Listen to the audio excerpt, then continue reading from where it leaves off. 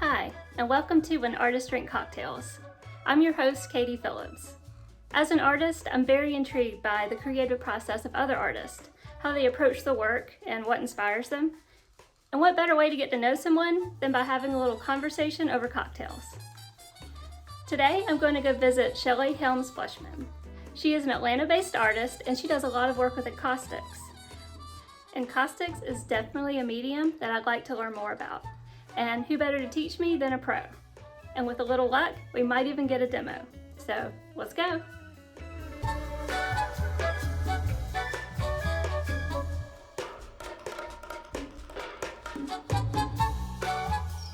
Cheers.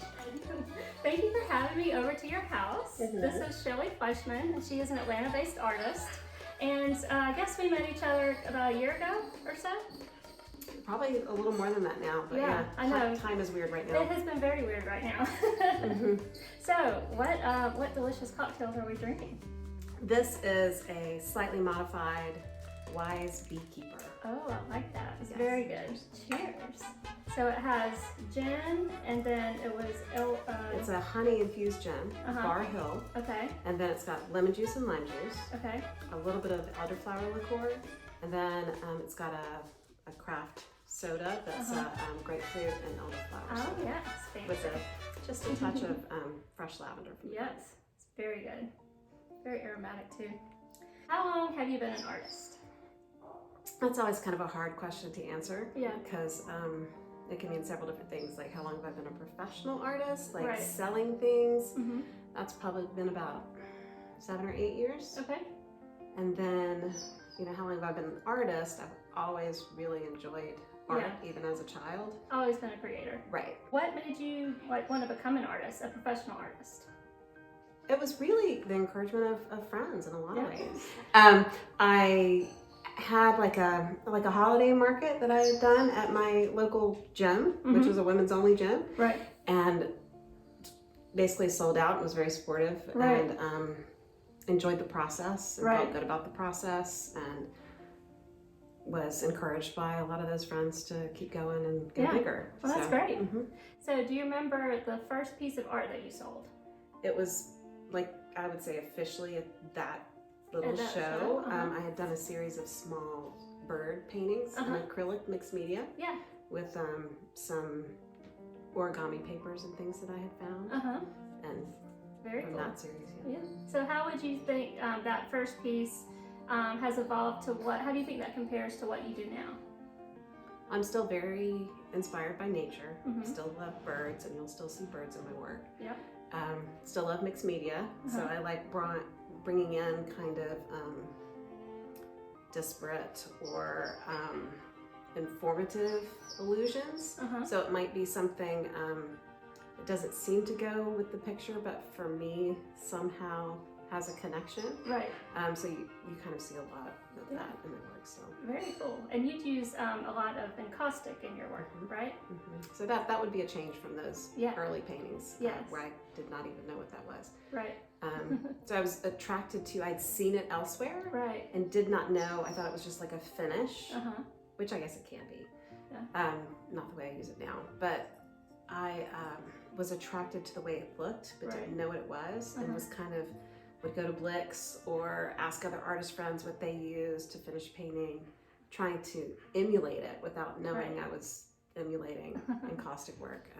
But gradually educated myself, took several classes in it, and stocked up. Cool. And so you have some of that down in your studio, right? So can we go see? Absolutely. All right, great.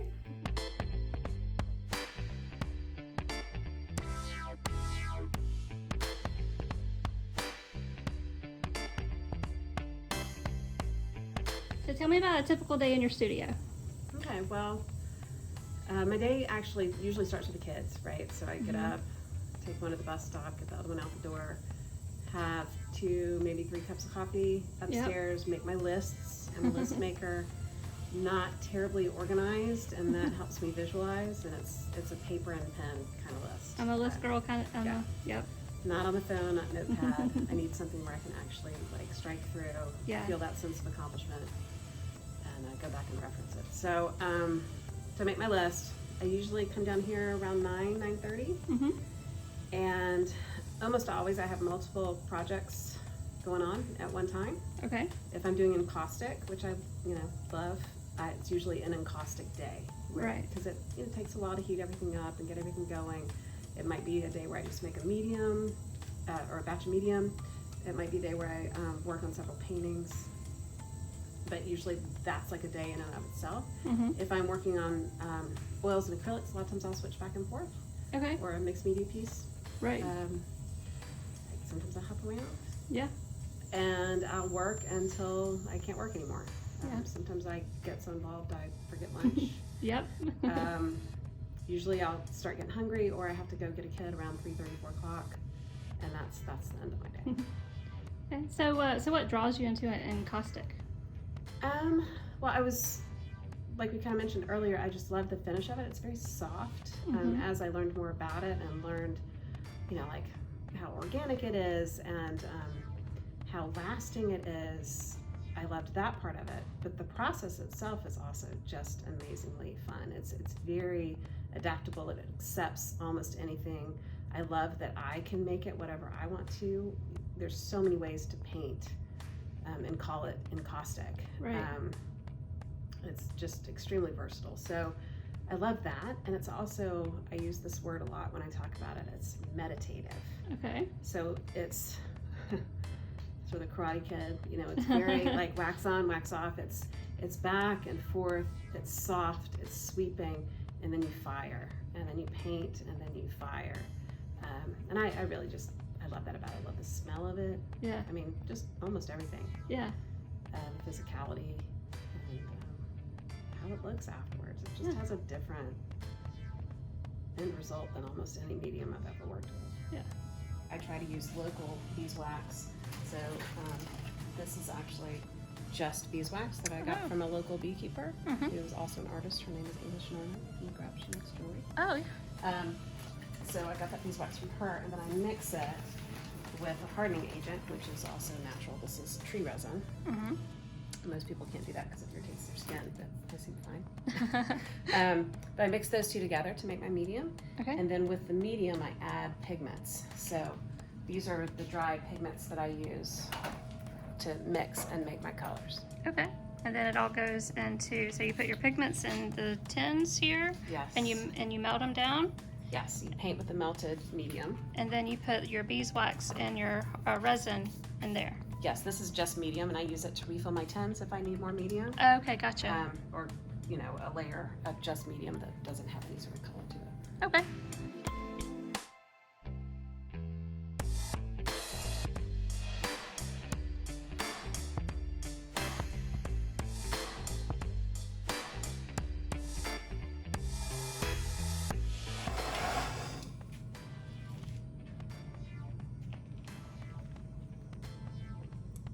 Move quickly, the wax moves quickly. If you move slowly, the wax stays mostly in place.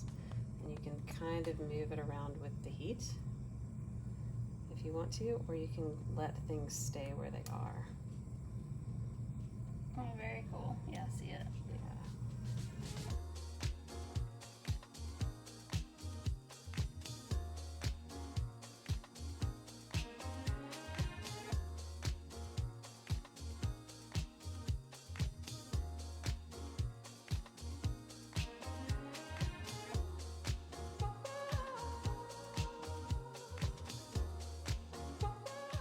What is your favorite thing about being an artist? I really love being able to do something different every day. Yep. I've had office jobs, I've worked in Buckhead in the high rise, where you kind of went in and you knew exactly how your day was going to go. Yeah. Every day. And I love the unexpected part of it. Like honestly, there's some pieces that I don't know how they're going to end up, and they take on a life of their own. Yeah. And then I just if I want to do something completely different one day, I can. Right. That freedom of just, I like it. And that creativity, And I'm a little ADD or whatever, so it's nice to have lots of different options. Yes, yeah. Options are good. Mm-hmm. So what would you say is your least favorite about being an artist? Well, at this stage, the stage that I'm in, probably you're feeling some of this too. Yeah. I hate's a strong word. I strongly dislike that I'm the only one in the game. Right. I'm doing all the painting, which I love. I'm doing all the marketing, which I don't love. I'm doing all the bookwork, which I don't love. I'm doing all the website development. It's the business part of it. I don't mind it. Some of it's really challenging and interesting. Yeah. But I would love to get to the point where I didn't have to worry about that. Where I just got to make things. Right. Maybe having an assistant on board or something like that. Yeah. I don't know what that is. I don't know where that's going to be, but. Right. What's like one thing you hear about art that just makes you roll your eyes? Like maybe it's just some sort of misunderstood thing, but you're like, oh my gosh, really? Is there anything that kind of comes to mind? A couple things. I think that when people will spend $7,000 on a couch, but balk at spending a couple $100 on a painting. Yeah. Or the choices that people make, the fact that they don't really value original art, or some people don't. Yeah, it makes you wonder, Yeah, and there are people who, really recognize the investment the artist makes into, buying their materials and taking their classes and spending years trying to figure out how things work. Right. And they see a piece of art and they immediately understand that. Yeah. And there are other people that don't get that at all, and they not at think all. you're messing around in the basement and twirling around in a tutu and slinging paint. Not that that's not art. At least not today. Usually it's my pajamas. But that kind of sometimes gets under my skin, and the situation that we've been in with COVID. Right. I don't know about you, but I haven't had a ton of sales. Yeah.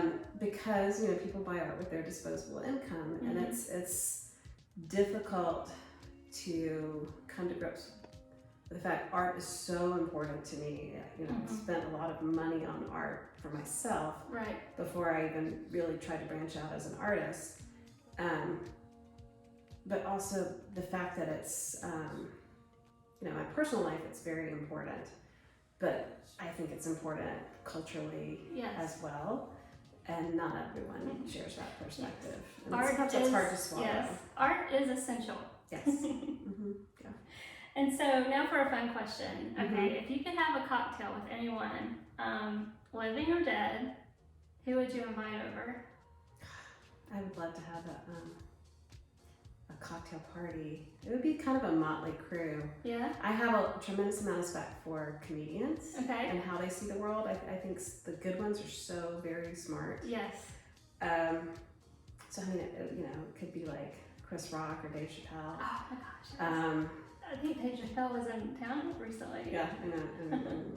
I did see Chris Rock last time he was in town. Yeah. But so probably a good comedian, and then I love poetry.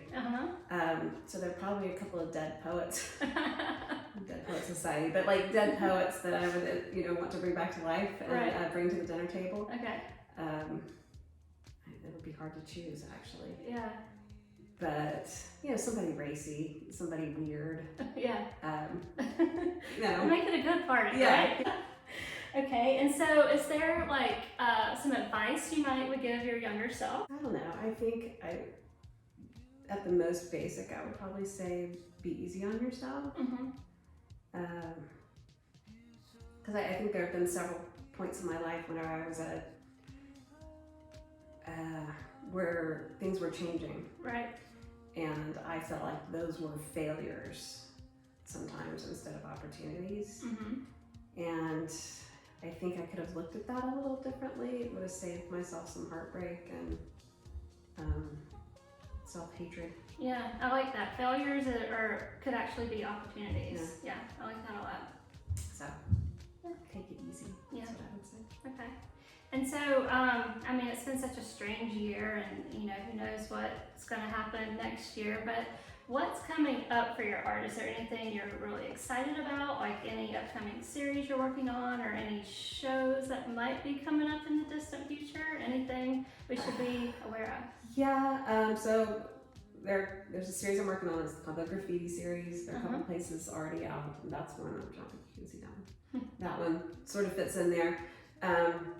But then, I was working on my Encaustic pieces. I am working on trying to get more sales online, trying to coordinate my Facebook and Instagram sales with my website, so I can do that a little bit easier for everyone.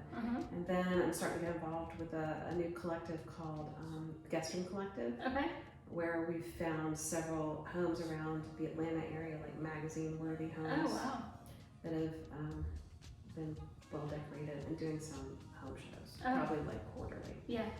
So but that's COVID dependent. Right. Don't know what that's gonna look like. So right now I'm just keeping fingers crossed that online sales and my galleries are actually doing fairly well. So that's right. So where can people find your work right now in galleries? Well, in the West Side, I am at 23 and 10. Okay. And then in Marietta, I'm in Muse. Okay. In Buckhead, you can find me at Sloan and Home. In East Cobb, you can find me Pineapple Porch. Okay. Yeah, you're everywhere. Columbus, Georgia, I'm at Highland Gallery. Okay.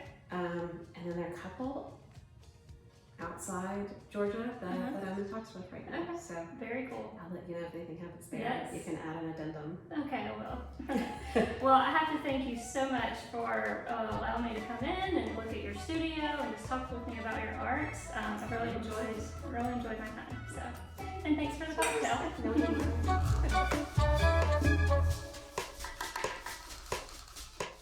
Join us on the blog where you can learn more about Shelley and her work and get that delicious cocktail recipe.